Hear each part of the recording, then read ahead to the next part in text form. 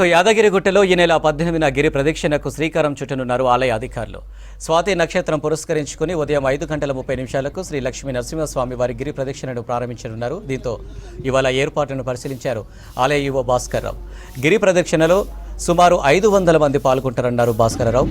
ఆ తర్వాత భక్తులకు ఉచితంగా స్వామివారి దర్శనానికి అనుమతి ఉంటుందన్నారు.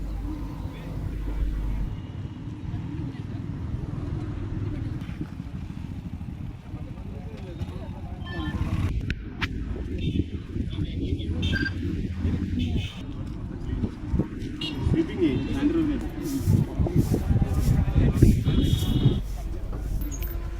2016లో ఆలయాన్ని పునర్నిర్మించడంతో భక్తులకు గిరి ప్రదక్షిణ చేయడానికి ఇబ్బందిగా మారింది.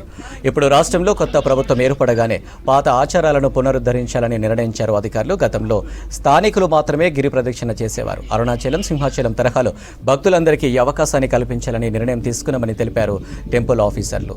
స్వామివారి కొండ చుట్టూ 2.5 కిలోమీటర్ల మేర భక్తులకు ఎలాంటి ఇబ్బందులు లేకుండా అన్ని ఏర్పాట్లు చేస్తున్నారు.